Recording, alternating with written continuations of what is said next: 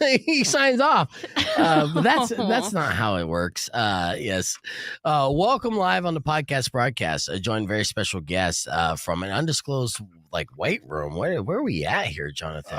We're currently moving, so we're just nowhere exciting, just on the east side of Austin. But moving. You haven't even hit the road yet, which is good. So you're still kind of at the home base. This is Jonathan from Urban Heat.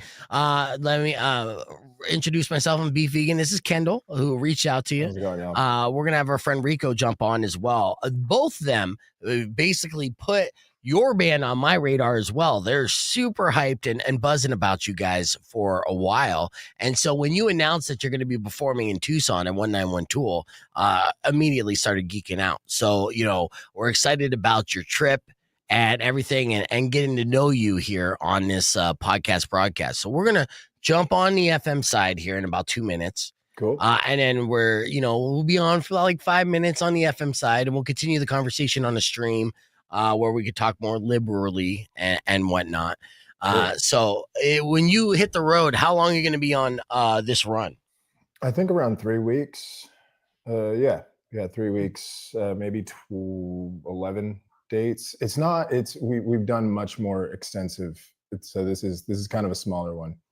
Yeah, that's good though. Cause again, and this is going to be, is this the first time that you hit the Southern Arizona market, or have you played Phoenix before? We've played Phoenix. I think we've played 191 Tool before. It's been a minute though.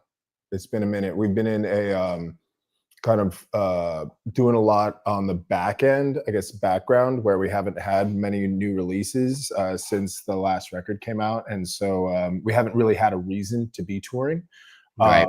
But we wanted to get back out and just keep things loose, as you will, if you will. Yeah. Now, what was your experience last time you were in Tucson? Because you're one of these bands. You're very much like a modern style of band in the way that a band now gets on people's radars and build their fandom, and that's through like exposure through TikTok, right? And even when you get signed to a major label, they're like, "That's cool. Go back to TikTok and blow up," right? And so you did that pre-COVID, and then so you had that time where you couldn't tour, where people were discovering your music. And then so when you finally were able to kind of hit the road after you exploded on TikTok, did you have like a fandom that was just rabidly waiting for your arrival? Yes and no, right? I think the people who knew were really, really excited. And I think one of the things that you have to like remind yourself to stay excited about is that there's so many people in the world who have no idea who you are, that you still get to have that kind of first experience with. Oh yeah. And I think framing it in that way is much more sustainable, being like, we're excited to keep growing. But yeah, the people who know are really psyched, and that's really, really cool. Oh yeah. Well, we're talking on the podcast broadcast stream, which we started early on Rock 102.1 KFMA. We got Jonathan Hortzman from Urban Heat, and Urban Heat's going to be performing at 191 Tool next Tuesday. And Urban Heat, as we've been kind of featuring their music here on KFMA, is the best way to describe it is, would you say it's like synth, like Darkwave, what's the way you would describe it to other people? See, I was looking forward to hearing how you would describe it, but well, it's like, to me, it's like a modern-ish, like kind of like Garth, like a Depeche Mode kind of like goth synth pop type deal. Yeah, I mean, my songwriting kind of runs all over the place, but I think that in general, it kind of, if you have a Venn diagram of like synth pop, post punk, and darkwave, then we kind of exist and kind of stretch out in that space. But how would you describe it? Oh, go ahead. We've also added, with the tower and stuff. I'm a guitarist and like just like punk in general and like some like heavier stuff. So I think lately we've been branching into like much bigger guitar moments and stuff. So enjoying like sprinkling that in as well. I'm so sorry to cut you off, Ken. Oh, no, don't worry. I was going to say darkwave and just overall good music. I mean, it's really crazy how intricate the subgenres are. And I'm always terrified of saying the wrong one. So I'm glad darkwave was at least a mixture of what you're going for. Yeah, it's so weird too. I mean, to even bottle music and stuff that is explorative into like a simple genre doesn't do it justice for the different like directions that you want to go musically. And I'm glad that you're opening up more like guitar riffs and kind of get like a bigger kind of sound, because I'm sure that translates live on stage more so when you kind of grab the guitar and you start shredding. Absolutely. I think, I've always been something that I with producers and things, we kind of tend to butt heads on, because I write for the stage. I write songs based on what is going to be fun to perform, and I imagine moments on stage when I'm writing. And a lot of people think you should, just focus on the song itself and then worry about the performance aspect later. And I can't really; those two are so tied to each other for me. And the most fun that I have on stage by far is when I get to play my guitar and like really, really dig into it. Of course, it's fun to do the peacock thing and prance around and things like that.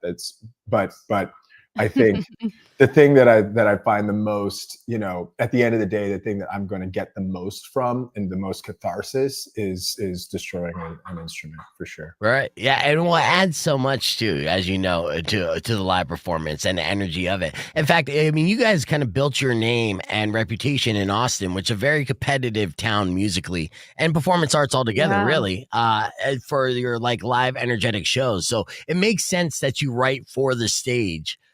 Because it obviously translates to the crowd. When you started performing in town, so you moved to Austin from California, right? That's correct. Yeah, about 20 years ago. Okay, 20 years ago. So did you grow up in Austin? Is that what you're thinking? No. I grew up just north of Santa Barbara, California, a place called Lompoc. There's a penitentiary and an Air Force base. Okay, exciting. So very like blue collar, like working kind of town. Yeah. Okay. Yeah. And so when you were growing up in that area of town, what kind of like crew did you run around with?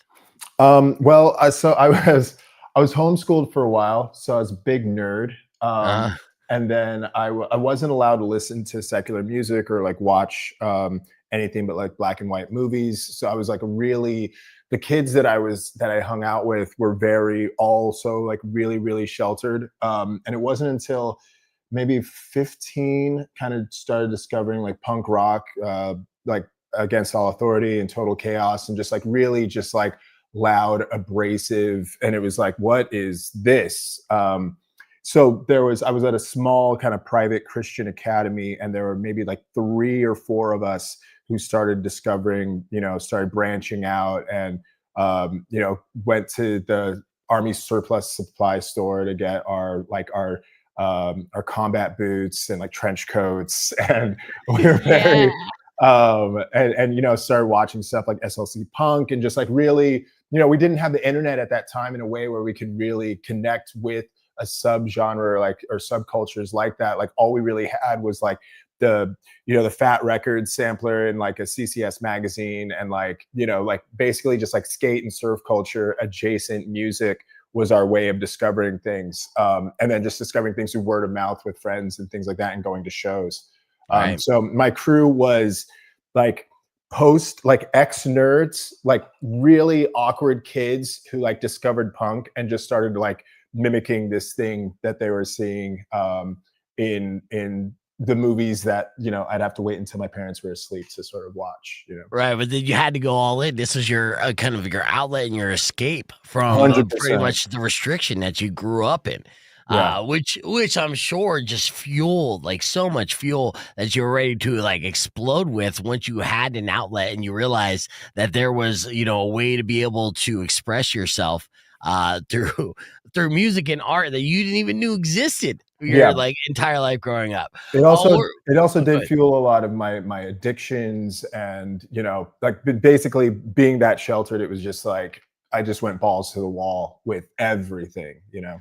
And I've known a lot of people growing up exactly like that. We're going to talk about that addiction and Jonathan's sobriety here on the podcast broadcast stream. As we're talking with Jonathan from Urban Heat. Urban Heat's the name of the band. He's performing at 191 Tool next Tuesday. Ticket information is available at 191tool.com. You can join us on the podcast broadcast right now.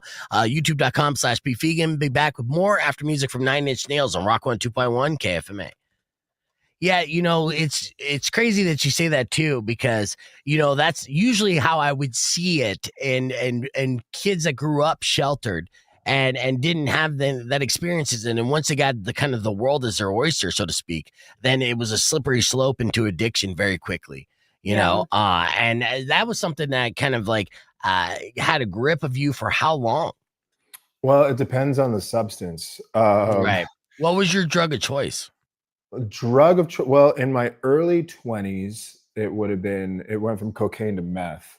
Right. In my early 20s, late 20s, heroin, and then kind of evened things out with cocaine there in my mid, I guess, early 30s. But all of that, a lot of it was fueled through alcohol. Right. It was alcohol based, right? So you're partying, and then all those substances would come as basically with cocaine.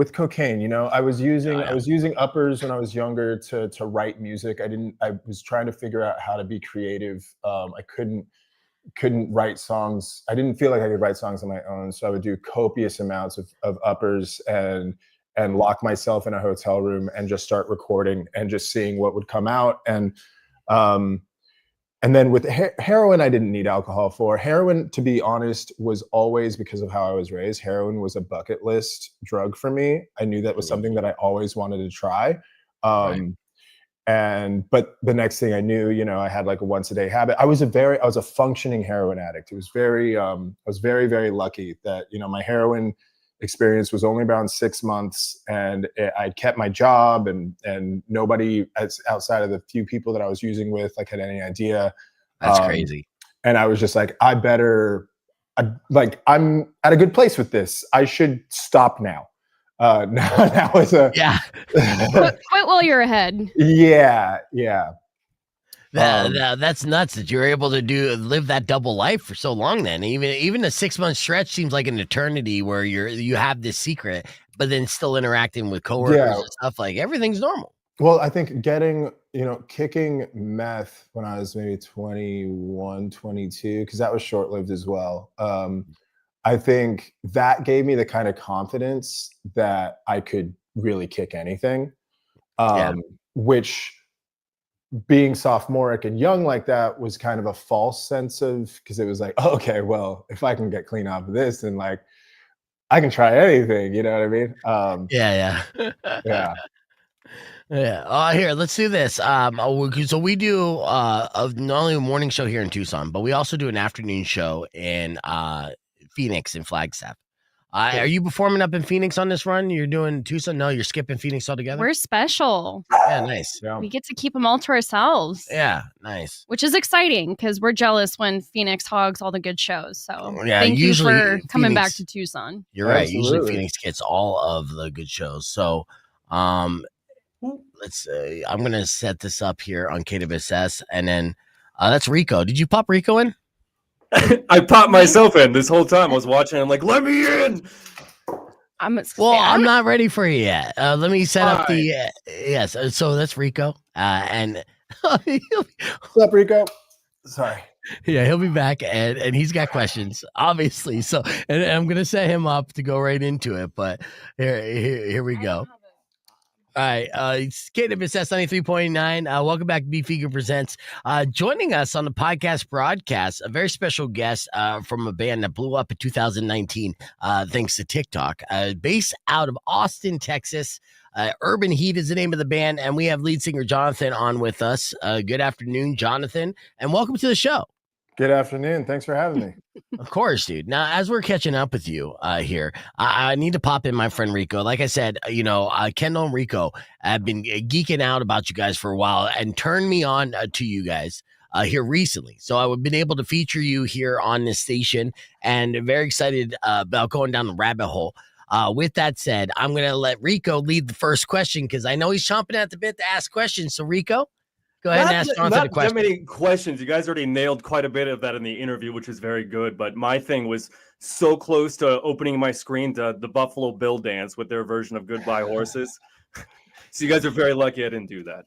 Well, Rico did, as when somebody is passionate about an artist and a band, as you know, part of our mission as fans is to let our friends, the people that we meet, know about the bands that we're fans of. So Rico pushed you guys on to a very special, famous person to be like, you need to check out this band. Tell them about that, Rico. Yeah, we had Kevin Smith on the podcast one time, and we're talking about, because he's Kevin Smith. He's a super sweet guy, and he's just kind of still imposter syndrome about this new generation learning about his movies. And of course, we bring up Mallrats, Dogma, Jay and Silent Bob, and of course the infamous song Q Lazarus, Goodbye Horses, and we both kind of were enamored with that song still, and talk about its status as like a cultural symbol and how it still sticks in the minds of so many people. And I'm like, hey, have you heard the new version I just heard on YouTube recently? It's by this band called Urban Heat, and it might even surpass the original. And he's like, wait, who? What? Really? I gotta check this out. I was like, please do. Cool. That is so cool. Because that's the way I felt when I first saw that video. I think that's what first turned me on to you guys, was one of those algorithmic YouTube recommendations. I'm like, who's gonna cover Goodbye Horses? Come on. And I watched it, and I'm like, who the hell are these guys? And boop, boop, boop, boop, boop, so. Yeah, which leads us, what led you to wanting to cover that song? To be honest, that was like most good ideas, that was a suggestion of my wife. Yeah, okay. Yep. She was like, you know what you should do? And I was like, all right, let's give it a whirl. And yeah. Did she suggest it after you did the Jay and Silent Bob dance to it, the Buffalo Bill? was that one of the moments where you're like, look what I can do, babe? And then she's like, you should cover that song too. Like, what song? That was her inspiration. Right. Cool, honey. Yeah. and so obviously, I mean, that song has been blowing up. It wasn't necessarily a song that like kind of put you on the map, would you say, right? No, you're already getting momentum. Yeah, it's a nice point of reference for people though, I think that's the point of a cover, is like something that's, you want to have music that's like somewhat familiar to people, but have like a little something fresh about it. And it's funny, we actually, so there's a Q Lazarus documentary that just came out recently, and the filmmaker had actually there's a snippet of us in the documentary that I haven't seen, but one of my friends saw it and messaged me about it. So I messaged the filmmaker, who there's 6 degrees of separation to one of our friends, but got to chat with her a little bit, which was really cool because, I knew about Diane Lucky, and it really wasn't until having covered the song that I really started going down the rabbit hole about her and her life, and her career. Are y'all still there? Yeah. Sorry. I know. We're listening intently because I'm also reading the bio description of it. I didn't realize there was a mysterious disappearance. Well, yeah. So she quit her. She kind of left the music industry. That's like one of her only. I think there's one other song that's in another film that she did, but she kind of left the film industry and ended up kind of fading into obscurity, driving a bus in, I believe, Long Island. And it was, so I had this sort of thing, this kind of fantasy of like going up to New York and like trying to ride buses around for a week and seeing if I could meet Diane. Like, just because I feel like, having done the song, I felt like because I never, you rarely get the chance to ask about doing a cover, So I just thought it would be really, really cool. And she's also, in the synth pop sort of like in this like gothy sort of world, there's not a whole lot. I mean, there's more now, but there's not a lot of recognition of people of color. And so I just thought it would be really, really cool to be able to talk to her. And but she passed before they were finished making the documentary. So they ended up, so they released it posthumously. But the whole Goodbye Horses is an interesting song because there's an interesting story there. The cultural relevance is really fascinating. The person who sang it, their life story is really fascinating. It's one of those, like, not necessarily a curse, but that sort of like magic that kind of stays with something, and everything that kind of is touched by it. Do you know what I mean? When I say like a curse, like it's not like a negative sort of thing, but I feel like there's like a palpable, like, energetic something going on there. So it's really cool. Right. And so to be able to be in some way connected with that is really, really, I feel honored. And it was just, the cool thing is that it wasn't like I wasn't sitting down like, hey, what song should we cover? Like, oh yeah, that would be cool. You know what I mean? Like it was just like, it fits you perfectly. It fits your style and your sort of passion, and it just, it comes through the screen and sound when you watch it, and it's not inauthentic. You know what I mean? Like you said, a lot of covers are just kind of like, why not? This one was more like, okay, this was meant to be. Yeah, and I try to channel that when we do it live too. I try to be really reverent,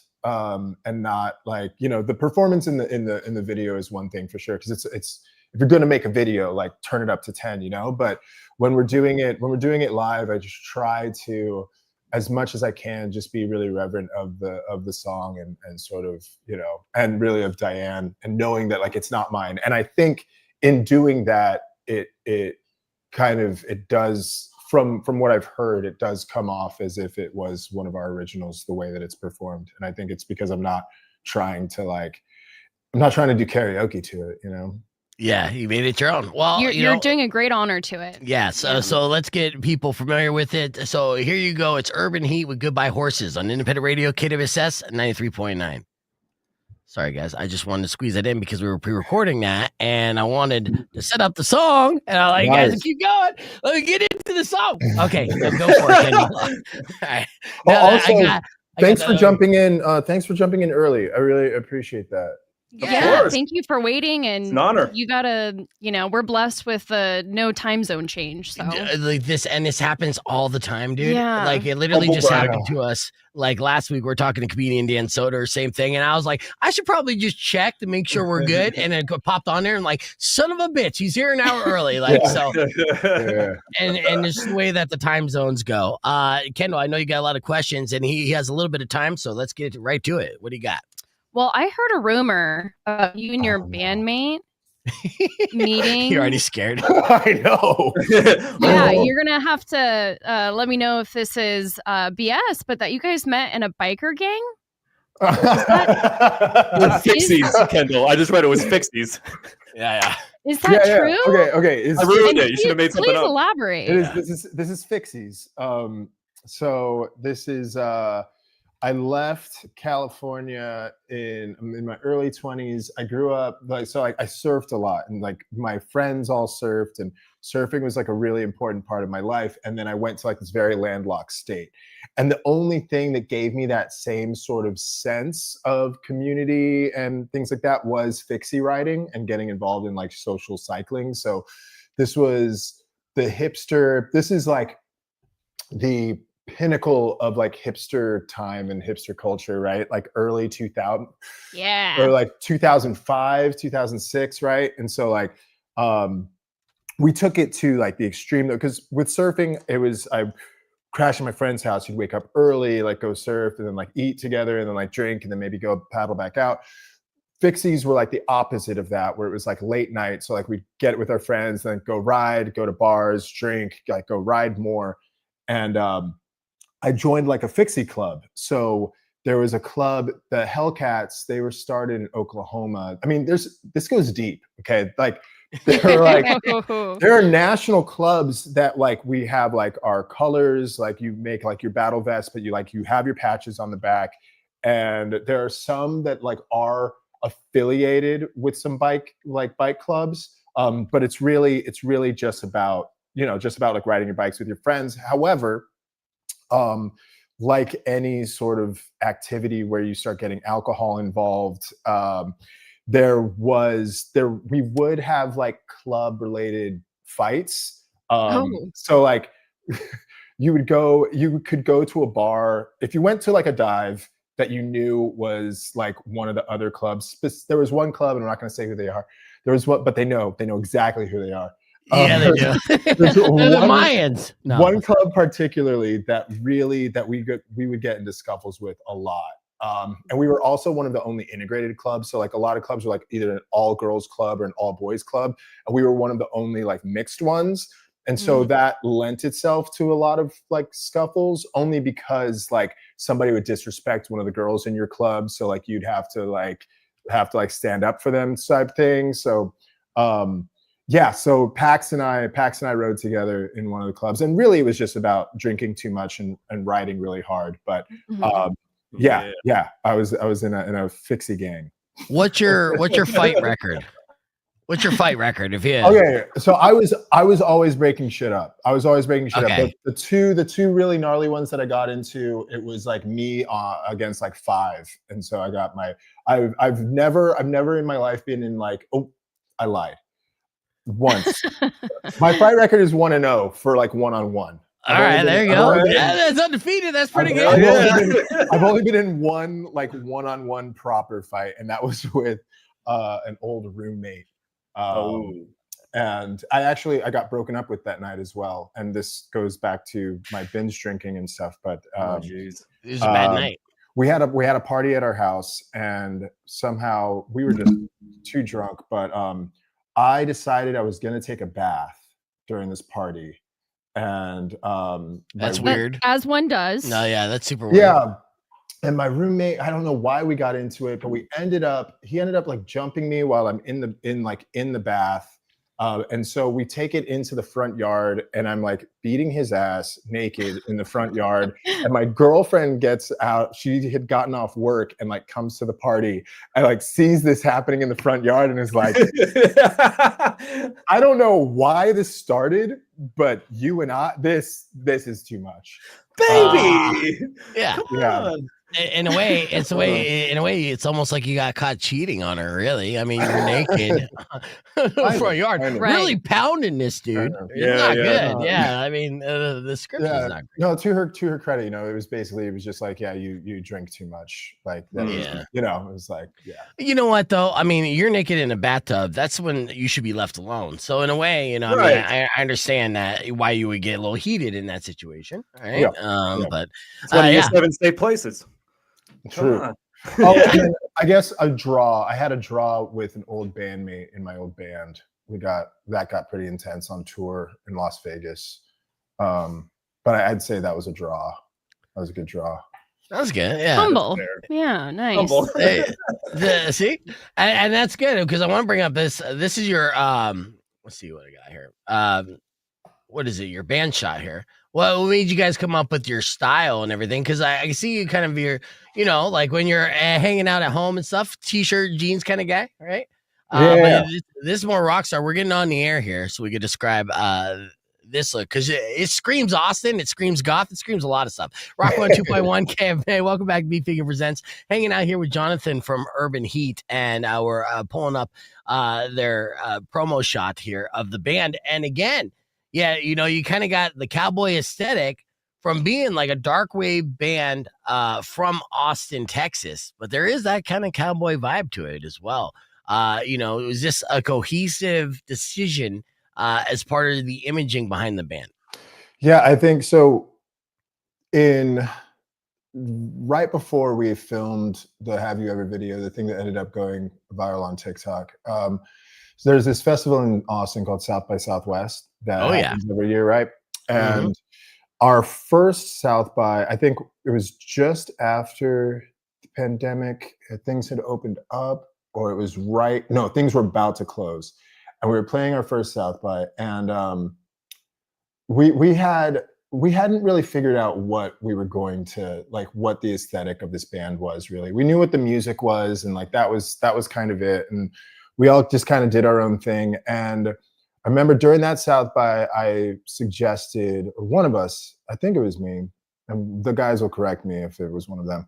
One of us suggested, like, let's wear all black. Like, it was just like, this is one way that we can make sure that we all can express ourselves, but still be cohesive, is in color scheme. So anybody in the band can wear whatever they want as long as it's black. That was kind of like the thing. And our first show where we wore all black felt like a corner was turned. It was like, oh, this is a band now. Like the music was there, the people were there, the performance was there, but it wasn't until there was kind of a uniform. And so with that, once I kind of like, we gave ourselves permission with that, you know, like I've always enjoyed playing with sort of like with gender nonconformity. And so like a lot of, especially during that period, there's a lot of makeup, a lot of jewelry, just a lot of kind of figuring out what my stage voice was. I think that I jump into this kind of peacocking sort of frontman thing. And so I started playing more and more with that and sort of like, okay, what does this character, or not character that I'm playing, but this part of myself that comes out on stage, what does that person smell like? What does that person wear? What does that person talk like when they're not singing?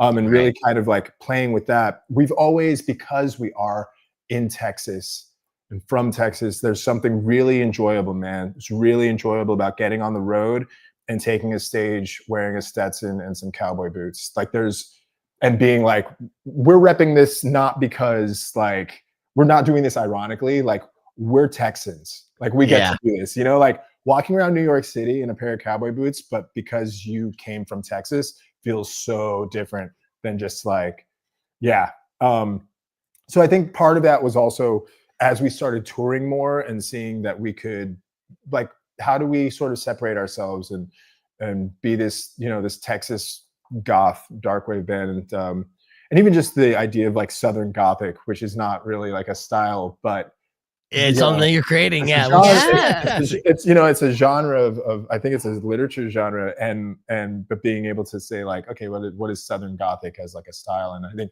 Twin Tribes does that really well too. Which is funny that you bring up that photo, because that was like from the cover shoot of the Austin Chronicle, our sort of like, it's like the Seattle Stranger, it's like our independent you know, newspaper. And to be an artist and get the cover of that is like a kind of like a milestone sort of goal sort of thing. And big time. That's a huge honor, especially in a city littered with a great artist, you know. And you won the award for like best song too, right? And I think that there's something that I've always, you know, I've never wanted to be in a band that felt like they were kind of phoning it in, right? Like, and I think the style has something to do with that too, which is funny because I've kind of gone completely 360 from that photo, partially because the amount of touring that we were doing, I needed to, I didn't want to have to bring so much stuff. And like, you can't wear the amount that I sweat, I can't wear that even right after the show. I have to change into a fully different outfit, right? And then you don't have time to like do laundry or anything. Like there's nowhere to do laundry, to do all of this. And so, and then the time that it takes to do the makeup and everything. And so I also like, I was having a hard time. Like I have 2 young kids at home. I would be on the road.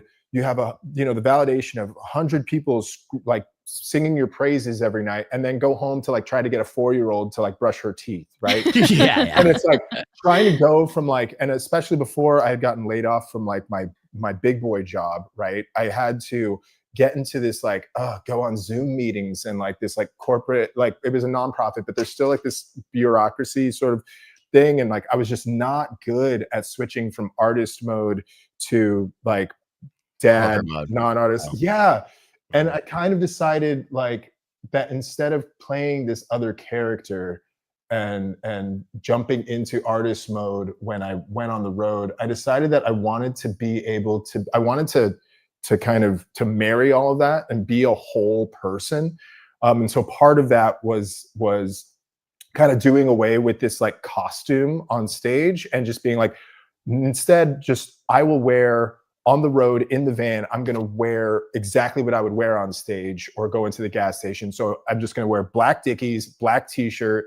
And like, and that way I'm just like, I'm always ready to go. I'm artist Jonathan now. I'm artist Jonathan. You know what I mean? Like, Keep that mindset. I think that's super important.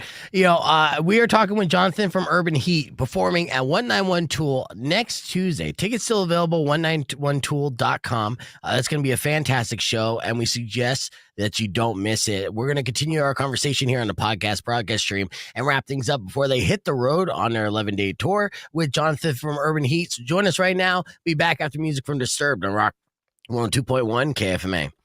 Sorry, I have a zin in my mouth. All right. Nice. Well, I never thought about laundry on the road and on tour. Oh, like, you kidding me? I didn't realize, especially as a chick, I'd be just devastated. I'm like, I can't bring my whole closet. No, there are venues and booking agents out there and stuff that will book solely on the fact that a venue has like a shower and a washer dryer. Wow. And if they don't, then they're not going to get the gig. Yeah. This guy's been to Buc-ee's before, I think. Oh yeah, living in Buc-ee's, right? I mean, on this one, are you at that level yet where you're just like, you better have a shower or I'm not coming? Not yet. Yeah, I don't think 191 Tool has a shower. Yeah, no, we did. We have we just upgraded our booking agency. We upgraded our management. We're going through a lot of growth this summer before we start releasing new music with some new partners, and we might get there. We might get there in the near future. You will. You definitely will. What's great is, and I'm sure you're feeling that too, especially when you're juggling all your responsibilities and stuff, but seeing the consistent growth and feeling the consistent growth, the snowball is rolling, and so that's got to be motivating. For all three of you going into it and going into projects and just going out and be like, okay, well, we got to continue to reconnect with our audience while we're getting ready for our next transition, next phase. And so it's so great that you squeeze in this tour. Are you going to be testing out any new songs that you're about to release on this run? Are we going to be able to hear anything? I wish, man. I really wish. I know that's not. I know that's not the right answer. The right answer is like, oh, you'll have to come and see. But then you'd be like, you'd be disappointed. No, I mean, there's a couple other covers that I've worked out that I might throw into the mix just to switch things up.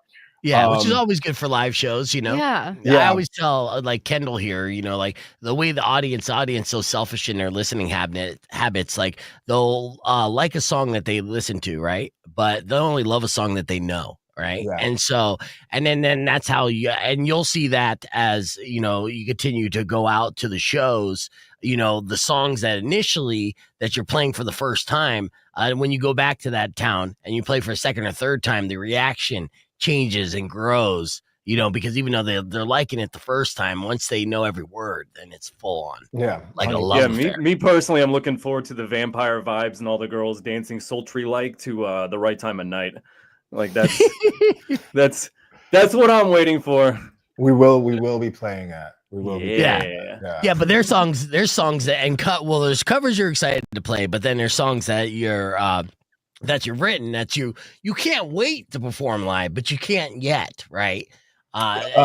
There's some cool. Yeah. What a tease, though.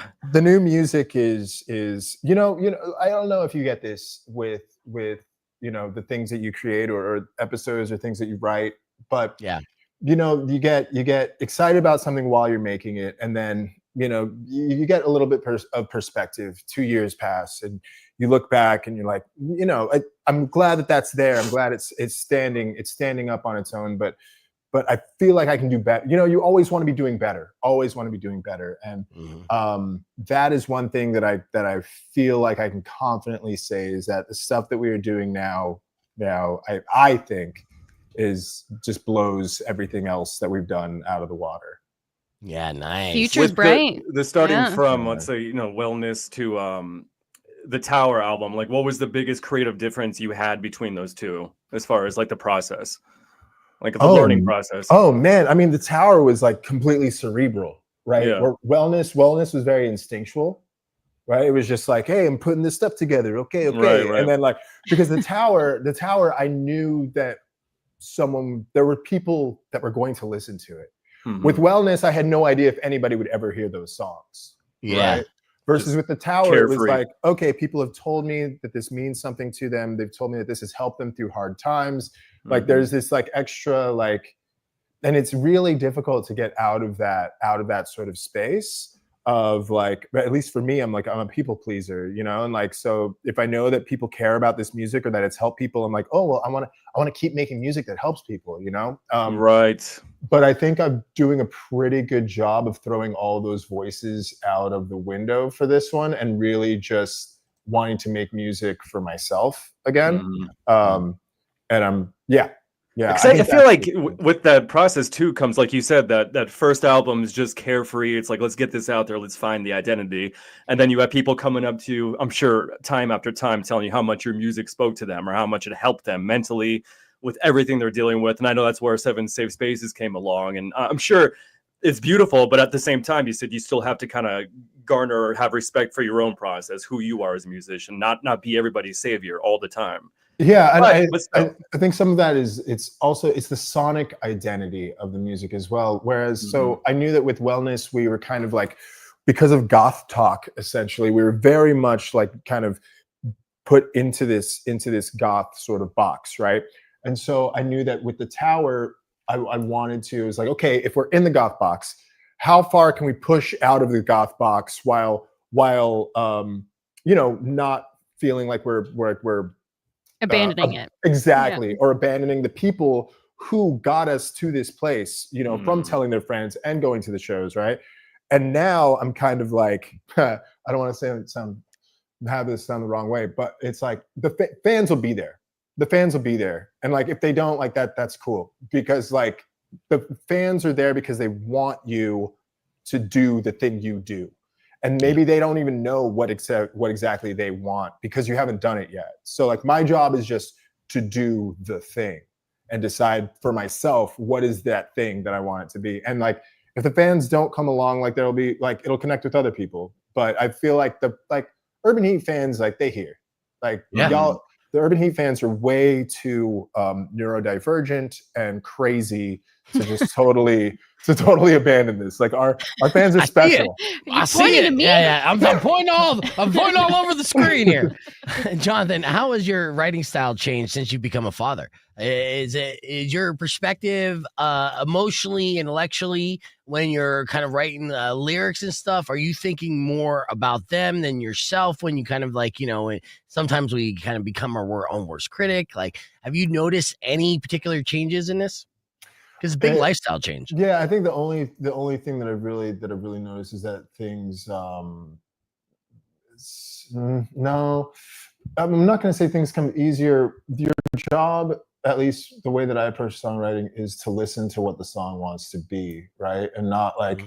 Not to definitely think it and try to beat that lyric or try to, you know, think of the best part, but really just try to get out of the song's way. And I think maybe it's age, maybe it's fatherhood, or maybe it's just things that came hand in hand.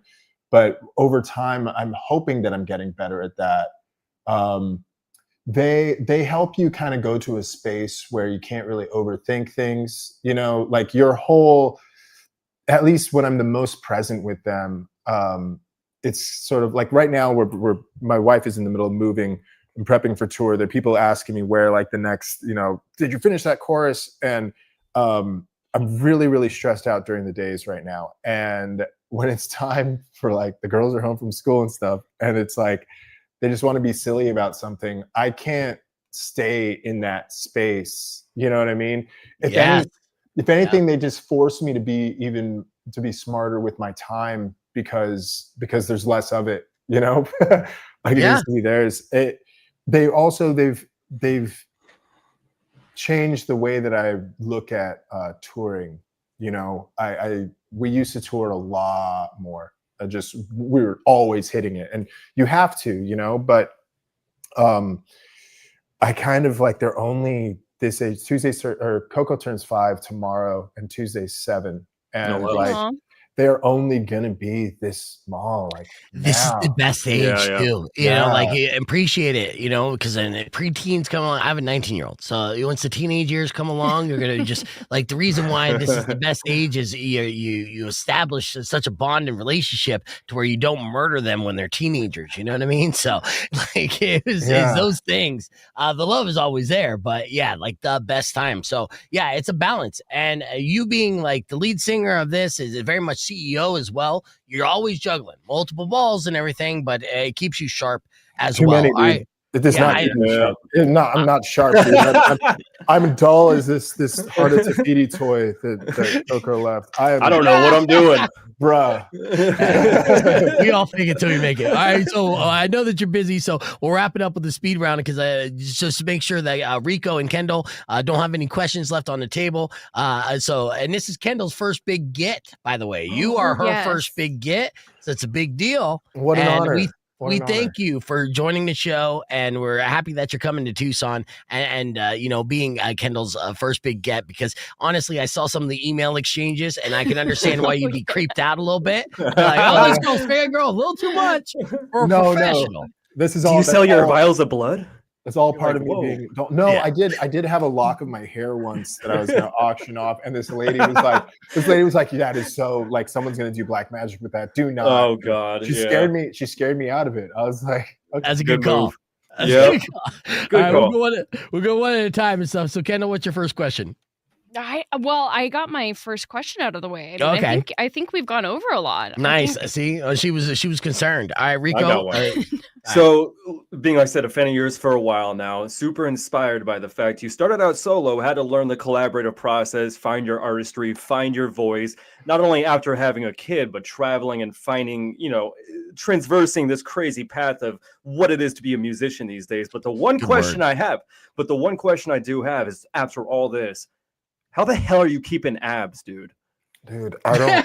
I know, like my fit friend Rico. Yeah. Like workout. How the hell? You travel? What do you eat? How do you do this? I don't. Being in that Fixie gang paid off. Yeah. I honestly don't know right now because I've been so like I had a DJ gig at a wedding in France like last Friday, right? And I was in LA like 2 days before that, like recording, like working on the new record, and like I have not, dude. I'm really lucky that I put in hard enough work this summer before the travel started like this, that like, but I try to eat clean and just try to stay active. Well, you're burning 7,000 calories on stage with your performances. So this is very true. I do burn a lot of calories on stage. Excellent. Well, anything else before we wrap things up with Jonathan or Kendall? No, we're excited. So excited for the show and very thankful that you came on and made time and talked to us. Y'all.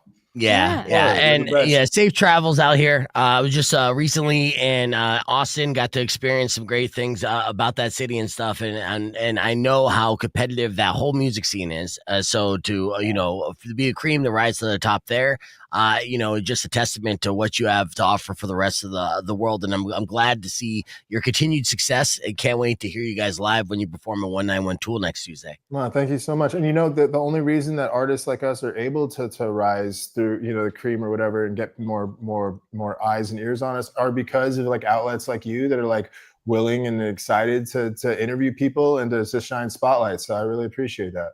Yeah, no, absolutely. Yeah. We'll touch base, hang out on, next Tuesday and stuff. And and then hopefully every time you make a stop through our way, we make it a point. We revisit this and continue to check in on each other and stuff. So Congratulations on everything. Thank you so very much. Thank you. Jonathan from Urban Heat, everybody. They're on the podcast, and you guys did good. I knew you were going to ask a workout question. I should have been like, have you seen his abs? You guys are a great guy. Yes, I pulled it up, dude. I was just like, I heard your boner. It was audible through the stream. I was like, I got to mute your mic, dude. What's your macro count, bro? Jonathan's still here too. You heard all that. I'm here. I'm here. Great. He just had to make fun of me. Man. He had to make fun of me. Yeah, but no, it's like, no, he's not hearing any of this. Oh, so you got super weird with Jonathan, man. And the genre is vampire sex music. What do you expect? It's vampire sex music. Yeah, it's fantastic. I love it. We're gonna load up on KWSS, throughout the the whole shift today and for the next couple days as well. So it's gonna be super cool. And I'm excited about that. So yeah, 191 Tool Tuesday. We're gonna have to pre-record Wednesday morning a little bit so we could sleep in. Good idea. Yeah. Also, what time do you hit the stage, Jonathan? I know you're taking off, but nah, I don't know. I think there's 3 bands, about 9:30 or 10. Okay, yeah. All right, I just gotta plan accordingly. I was gonna say, yeah, doors open at 7, shows at 8. Nice. 21 and over. That's also a sign of a great show. Mm-hmm. Ooh. We discriminate against those young Gen Z kids. You doing meet and greets? Or meet and greets? Meet and creeps. This we're saving money this run, not bringing a merch person, so I'll be back there. Yeah. All right, nice. All right, that was Jonathan from Urban Heat here on the podcast broadcast as we're wrapping up things with him. Thank you again, Jonathan. I appreciate your time. Hell yeah. All right. Yeah. All right. So we're letting him get back to work. He's a man super busy, getting ready. Are you sure? He's moving. Sure? He's got 2 young children, leading the band, Spotify's blowing up. And yeah, so I've Rico and Kendall here with us. So how was that, Kendall? Well, is it good? Beef, I've patiently been waiting this whole time to say I have zero visual of this whole thing. Oh, okay. Oh, you didn't get to see him? Well, you can watch it. You can watch it back. Beef. You know what? He looks so dreamy. Hold on a second. I still got Jonathan. I know, dude. Look how dreamy this man is. Still here. Sorry. Yeah. Look at that guy looks. Huh? I didn't want to be rude. Like I did try to tell you. I was like, dude, I'm like. It's crazy when Rico pretending like I'm seeing him, but I'm not. I just was listening intently. Well, it was crazy. I didn't even mention it because I thought you were seeing it. When Rico mentioned his abs, and Jonathan stood up and poured water all over his abs, and they were listening and just like, how about this, Kendall? He was doing the Buffalo Bill dance. You missed it. Is my mic still on? Yeah, your mic's still on. Okay. All right, I'll let you go now. This is the 4th time I've it's like a Mexican goodbye. We can let him go. At this point, he's our hostage. And I'll send you an invite. See, and I can't see what his reactions are, so that's why I'm like, are we creeping this dude out? Like, his facials were very good the whole time. Yeah. See, he's double so thumbs up and everything. Yeah. How would I know? You'll get the replay. I'm gonna watch later. Yes. Yeah. I sent it, but yeah. And then as soon as you get on, let me know when you get on, real quick, okay? Because we're live here on the air on Rock 102.1 KFMA. You've been a fan of Urban Heat for how long, there, Kendall?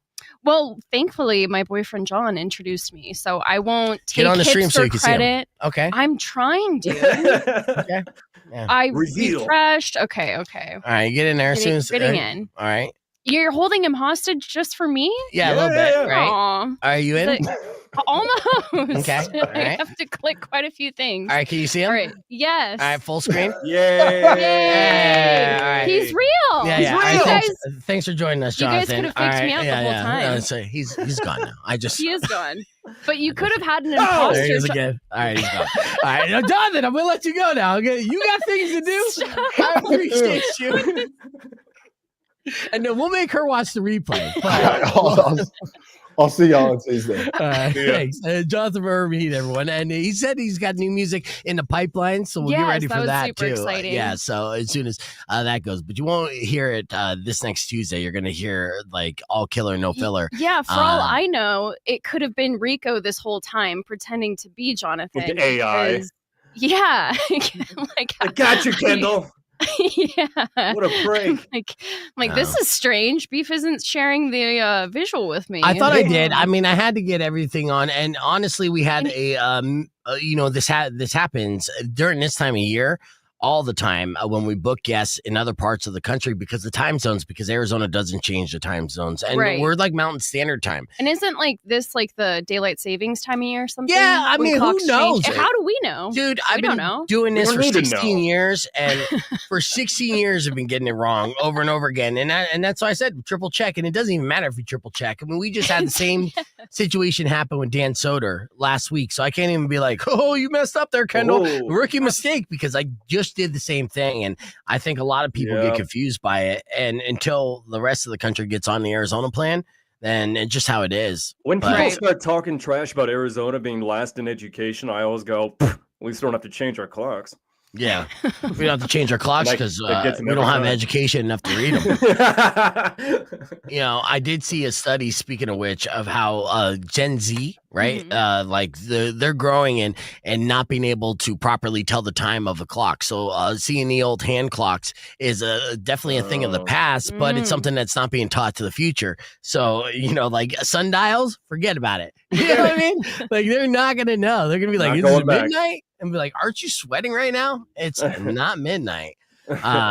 So, yeah, but that was fun. Did you? So, yeah. Okay, now with that said, and he's not backstage. Now, you were, I know that you were kind of like concerned about maybe my lack of preparation for this interview and guest. What did you think of my interview and conversation with Jonathan? Well, you did take notes on what I shared, probably did a little bit of your own research. So you were... So are you trying to take credit for my interview with Jonathan? Is that what happened? Yeah, well, if anything, you know, why did we even have the interview?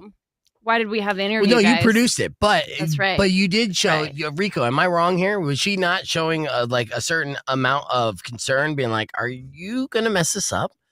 Well, you have to understand, this is her first get. She has to have a certain appropriate amount of concern about how we're going to come across, and then, but she hasn't known you as long as I've known you, and you just kind of let her rip, and it works every time somehow, some way. It's black magic, dude.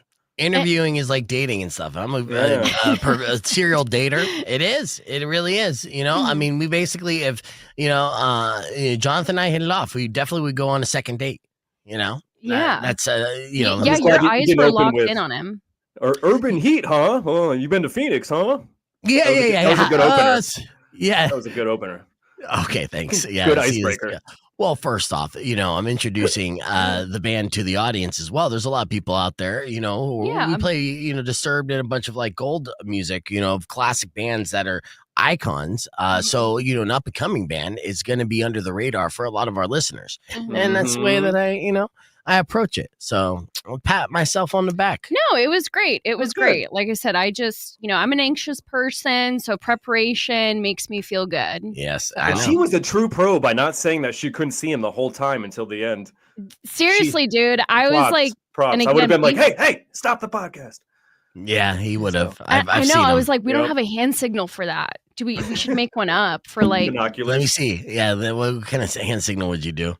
That's a TU. No, that's you're losing me on 4 that. eyes. All right, let's keep the conversation moving on to podcast broadcast. We got music on the way from Sublime and Linkin Park and Rock 102.1, but I will give away tickets from Mudvayne. If you could give me the funniest answer to this question, why are you so tired this morning? 600 KFMA 605-362. Call now. Good luck. All right, and so all right, that was good. But. Yeah, I thought the conversation itself, and again, of course, we got our streamers here and stuff, and probably a lot of you aren't familiar. Serpent, you have to be familiar with Urban Heat, are you not? I mean, you're a goth DJ, so, but it seemed like you were like, who's this guy? So you should probably, you know, get privy to Urban Heat. If you're not. But and Rico, did you see them last year when they were here? No, that's why I'm more stoked now. I want to see them live so bad. I wish we would have brought up Kat Von D and Prayers as well. Been like, you guys are like the second Darkwave goth, sort of like, well, what if there's a beef black on dressed? Yeah, what if they're like, what if I hate Prayers? Yeah, fuck Prayers. All right, let me answer this phone call real quick. They suck at fixies. Yeah, Rock 102.1. Who's this? Gary. All right, Gary. Why are you so tired this morning? 10 milligrams of the sleepy stuff. What is that stuff? Give me the weird dreams. Rico, what's it called? Melatonin. She said it. She said it. Oh my God, the weird melanin. Dreams. Yeah, are you what? You had the weirdest dreams? What weird dream did you have? It was an industry dream. It was like we were at like a catering and all the food was going bad. No. It was the worst. I was a guest and I couldn't do anything. It was just terrible. You know, it's funny that you say that because I just had a dream. Well, because my hemorrhoids are fucking outrageous right now, right? And it's true. I heard about it at 5 a.m. this morning. Yeah. There's no. You I heard about it yesterday. 5:59. But so I had a dream that I pooped my pants. Right. It was one of those vivid dreams because it felt like. It's disgusting, and I'm not, trying to be sexy at all, right? But I felt like that, and so I woke up in the morning, or woke up in the middle of the night, just completely convinced that I had to address this situation.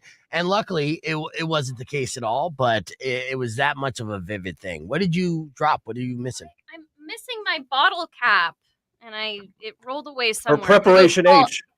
Yeah, I'm gonna go crawl and get it. Yeah, all right, it is I'm not doing anything weird. Chaos this morning. I know. It was chaos. That's all right. We have a show open and everything else, but it was a fun interview to talk with Jonathan there. Hey, Gary, you want those Mudvayne tickets? No, man, give them to somebody else. Wow. I got. Nobody's calling for these tickets. And I've been doing this prompt all morning long. Yeah, and I'm just like, do you guys not want to go? I mean, okay. That's crazy. That's a staple band. I would love to go. I will. I have to work. You know me. I'm always at the restaurant. Yeah, it's like Phoenix and stuff. You're working in your dreams, even. Yeah, let's talk about this, because Knife Fight just happened on Monday. Who faced off against each other in Knife Fight, and who won? Who advanced? We had two previous champions go up against each other in the bar fight. Vinny and James. Vinny smoked him with the spam martini. Oh, nice. Infused spam into vodka. I couldn't believe that. With like some molecular gastronomy. It's pretty cool. And then we actually had somebody not show up for their fight, so we had a stand-in. Matt Love stood in and took on Pablo. Pablo made a dill pickle sugar cookie with dill pickle ice cream for the win. Oh, nice! Which was look at you. Yeah, you got Kendall's attention. Satisfying. Oddly satisfying. Right. But Matt did a great job. He got there unprepared, and he put out 3 dishes in 40 minutes ish, and did a great job. And then we had an almost tie in the 3rd round by 1 point, and Christian Padilla, Mr. Southwest, pulled out a squeaker. I think it was the duck chicharrones that kind of in the prickly pear panna cotta. So yum. Don't forget to mention the Kali Ma moment. The heart you brought. The what? The heart. Oh yeah. The secret ingredient. One of the secret ingredients is fresh beef heart, still beating. That's messed up, dude. Is that? You think that's messed up? Yeah, I pulled it. It was like Indiana Jones in the Temple of Doom. I just pulled it out. He did a Kali Ma. Yeah. Kali Ma. I was thinking more like Dumb and Dumber, Jim Carrey. And okay. Burst through the chest. And that's the generational gap. Yeah. She keeps us young. There's a couple things where we're like, what are you talking about? Hey, Dumb and Dumber is not young, okay? That's true. Classic, though. Yeah. All right. Well, good luck with the tickets, guys. We'll see you soon. Have a great day. Yeah, thanks, Gary. Good luck. Yeah. All right, let's talk. I want to show this while I have your guys' attention here on the stream. Hopefully this logs in. Do you see this Javelina Monsoon Vape? Monsoon Vape is there. The what? Monsoon Vape is. Those words don't belong together. I love it. Yeah, no, it's up on Ina. It's still northwest side, and they had a Javelina in their patio section, and they had to try to get the Javelina to skedaddle. And as you can guess, it didn't really work out for him too well. Was it a big mama Javelina? You know what? I'll let you be the judge. Are you a Javelina expert here? Not an expert, but I think they're adorable. They're terrifying and adorable. They're terrifying for sure, especially when they're trapped like this. Look at this. This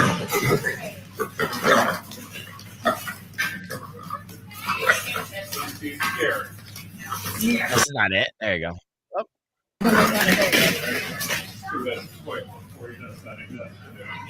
Watch this guy run into.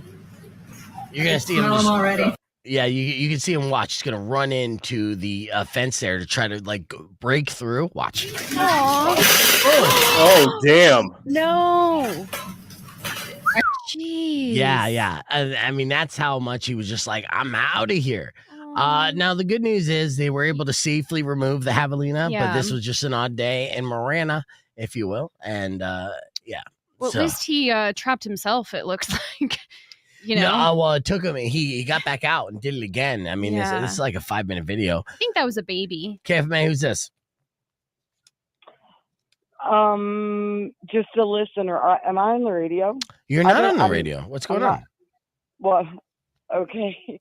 I'm just calling about I won Boys Like Girls tickets, and I'm just calling about getting them. I'm trying to get them and authenticate when is Ticketmaster. Yeah, when is the concert? Tonight. It's tonight, huh? I need you to email. Ready? Get ready to email. I did it. Oh, hold on. Let me get the email down. I already did it. Like, I followed the guide, but I don't know what's going on, Beef. But yeah, I would love your help. I'm kind of retarded when it comes to text. Sorry. Oh, well, I mean, if you already received the emails and like claimed your tickets, were you able to claim the tickets and put them in your digital wallet? I accepted it, but it didn't send them. That's what I'm saying. I accepted it. I made my account and it didn't send them. So that's what I'm confused about. When does it send? I mean, if you accepted it, then you have them already. That's the weird thing. We got to get on there. Rock 1 2.1 KFMA. All right. So, well, I mean, stand by. I'm going to get all your, we're going to troubleshoot this on the podcast, okay? Because I can't necessarily do it on the radio. God, I'm so sorry. I didn't know. Yeah, I didn't know. This is the only number I knew to call to try to get help, Beef. I'm sorry if I interrupted you. No, you know what? It's okay because I get this. I'm weirdo and everybody who was on. I'm so sorry. No, you're fine. And, we get this all the time where, I end up, being customer service on these tickets to give away, which is totally fine. I just wanted to make sure that you're able to go see Boys Like Girls tonight, which is going to be a massive show. And we'll troubleshoot that here in just a second. So stand by, okay? Yep. All right. Yeah. And we could do that on the stream. It's something that we could do together. And I need my streamers, my community of streamers to please stick around and help me out on this because honestly, I have no clue. Right. It sounds like a technical thing. And I'm just like, I'm old too. People mistake that. You know what I miss? I miss when you could go get your tickets at Bookman's. Are you kidding me? Your physical ticket. Yes, dude. I missed having it in your hands before the show. Even more so, I miss them giving us tickets to give out here at the station. Like, come on down and pick up those tickets. So then we know. If people got them or not, because then we would always have the leftover tickets where we can grab up, we get an email saying, hey, we have all these other tickets. Anyone want these shows? And we don't get any of that now because it's Live Nation, again, doing this whole digital thing to prevent maybe scalping. But the whole thing has just been nothing but a major pain in the ass. And this is coming from a guy with hemorrhoids, right? So if I think that's a pain in the ass, I am so accustomed to a pain in the ass. This reminds me of the whole physical ticket thing. I remember back in 2018, me and my buddy in Hollywood were trying to go to 9 Inch Nails, and he made that a point. He's like, I want these to be physical tickets. I want people to pick them up from the venue or wait in line for it. And we're like, we love that idea so much. So we're waiting in line for hours to get these tickets, and halfway through, they made some kind of random call where they're like, all the executives were like, you know what? We think we might do e-tickets now. We'll have a separate line for e-tickets. And there was almost a riot. And it was terrifying. Right. Yeah. They get greedy. Other line. Rock 1 2.1. Who's this? Yeah, I hate it. This is Tonya. I was listening to your radio station about kids and education not knowing how to time on the clock. Yeah. A clock. Can you imagine them not teaching Roman numeral clocks? Oh yes. But Roman numerals. It's funny because Kendall kind of has like a lost look in her eyes. Maybe we'll do like a Roman numeral pop quiz on the podcast stream because that's also a thing. I mean, obviously the Roman numeral has been around for at least 40 years. And so, hey, we watch the Super Bowl. We pay attention to what Roman numerals are. Dude, Star Wars, come on. Yeah. That's how I learned Roman numerals. I have a friend of mine who does not know how to read a clock. And then I said, what about Roman numerals? She goes, what's that? Oh, she sounds cute. What's her name? I'm like, yeah, I got to type. But yes, we're going to do that pop quiz in a second. But yeah, there's a lot of lost arts or lost forms of, what about cursive handwriting? They don't teach that no more either. They now brought that back, but yeah. Oh, they brought it back. Taught it since my kids were little. Right. Yeah. So I didn't know it was back. It sucks the way our education system is right now. So, but I just wanted to tell you that I love you guys, and I was listening to the radio while I was driving, and you were talking about the educational system, and I was like, Roman numerals. That's what they don't teach. They need to, because guess what? The Super Bowl has Roman numerals. I know. Do they not know how to read that? Right. Well, I know. Well, I mean, luckily, the change you want to see. Yeah, they never changed that Roman numeral system with the Super Bowls, because at least we'll have that keep going. But I hate to be the bearer of bad news, because I know I've been corrected numerous times by saying educational system. That's not the educational system; it's the education system. Educational is kind of like a made up education memo. Yeah. I've been so many times I've been corrected on that, so I'm like, I'm just paying it forward. Well, you know, my mother was a grammar teacher, so I do understand that. So, she's upset. She's disappointed in you right now. I'm looking from above. Yes, she is, very much so. Well, I appreciate you listening. So anyway, you guys have a great day, and I just love your show. Thank you so much. You make me laugh every time. I appreciate that. Thank you. Sonia. Hell yes, that's the goal. All right, let's hit our reset on the FM side. We're gonna troubleshoot some technical issues, and then be back with your beef tip right after this. Yeah, we're just like freestyling today. Let's just get crazy. The rest of the day is just chaos. Yeah, no, it's fun. So here's interviews, hemorrhoids, tickets. I know. I mean, any opportunity I get to shoehorn the fact that I got hemorrhoids, I don't know why I'm doing that to myself. I'm just trying to make sure. Where did that come from? How did you think of hemorrhoids and boys like girls? I don't understand. Well, where did the hemorrhoids come from? Yeah, no. We said pain in the ass. Where did hemorrhoids come from? When Rico mentioned pain in the ass, I believe pushing. No, pain in the ass. He mentioned pain in the ass, and I said, I know. Well, we're talking about the tickets being a pain in the ass, and then I, equated it. Yeah, you're exactly right.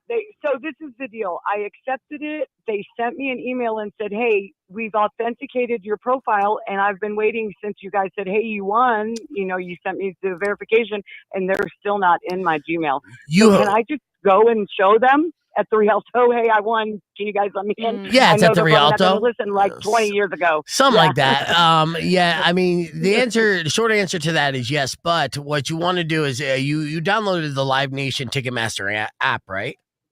I did. Okay, I did. so look in you're gonna look in your app and then kind of check your wallet or whatever, and then there you're gonna be able to find the tickets. Okay, it'll be inside the app and not inside my actual Gmail. Correct. Yeah. So that's where they're hiding there. And if you verified that, so you open up that app, look around there, and then hopefully you'll be able to find the tickets. I needed your hemorrhoids to do this. Thank your hemorrhoids. Yeah, it's legitimately. It's the brain that I got growing. It's the brain I have growing outside of my ass. I really love you guys. Yes, this I love you too. This is the only station. I totally miss Fall Ball. I totally miss KFMA Day. I miss you, Shwandi. I love Weirdo. I love you guys. And we need more of you in this world, because spreading love through music is a universal language. And that was my dream job before trauma in life, but I'm so proud of you, and I love that you keep rocking no matter what. Thank you so much. They really tried to mess up music. Yeah, they really tried to mess up music here for us and take away KFMA, and that can't happen. We need it. Yeah. A woman in Tucson have to have Preach. It. Yeah. Luckily, there's more of me growing out of my anus as we speak. So. Stop it. Okay, I'm going to go try to do this. Okay. Don't grow any more hemorrhoids. Good Stop luck. sticking stuff up your butt, Beef. I'm not. That's not how it happened. That's not how it happened.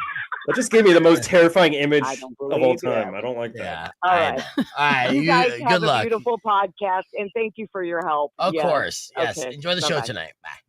All right. So am I going to have to Photoshop a hemorrhoid beef baby? Please, Rico. Yeah, Why? It's like you got to think Total Recall. Was I talking to you about that yesterday? Yeah. We made that reference. Yeah.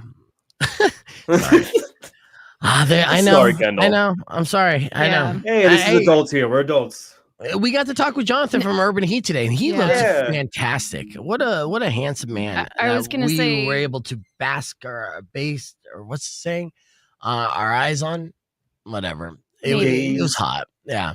I think that's why you took Kendall out of the picture on purpose, because she would have just been looking at him the whole time. Well, she was in the picture, so I had to show Jonathan. See him. Yeah, hey, we're friends with the hot chick, so we're association. I had to pretend like I could see.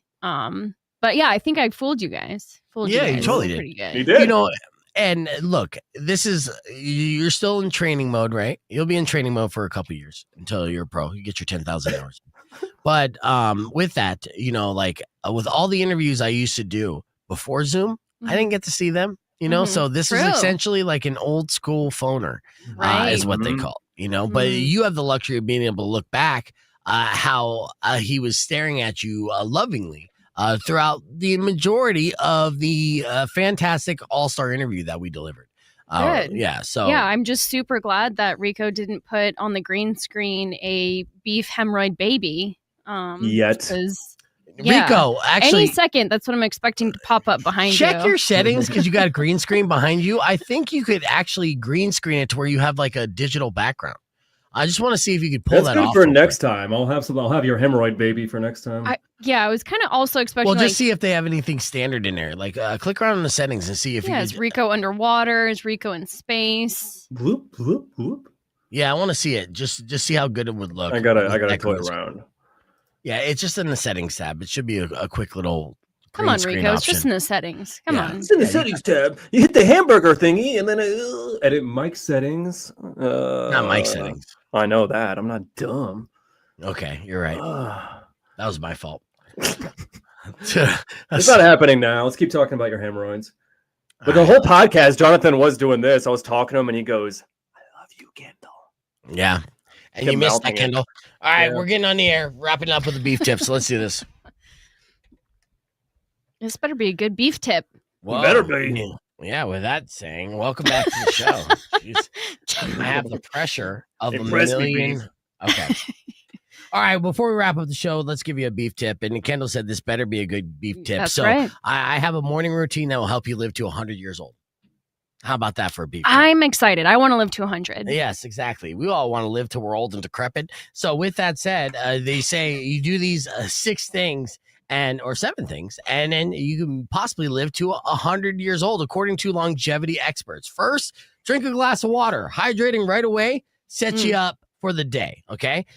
2, eat a nutrient-dense breakfast. Things like yogurt, oatmeal, berries, and nuts are great choices. Have you eaten any nuts lately, Kendall? I have, okay? All right. Number 3, stretch your body. So it doesn't need to be a grueling workout. Just stretching or taking a brisk walk can do wonders. Activate your nervous system. So you need to Google vagal tapping or a somatic body tapping. Basically, that's tap your body with a few fingers for a few minutes. It wakes up your nervous system. Vagus nerve. Yeah. Okay. Practice mindfulness, set intentions, and most importantly, enjoy your morning coffee. More and more research shows that it's good for us. A study in November found it helps promote the good bacteria in your gut. And if you don't want coffee or caffeine, even decaf works. So if you do these 7 things, you may be able to live to 100. And there's your beef tip. Thank you guys for listening to the show. Drive safe, ride safe, and as always, rock local. When you wish upon a side of beef, I didn't know you had a grand piano, Rico. And end to all your grief. But if you've been mean or kind of bad, I will knock out all your teeth. Babuski.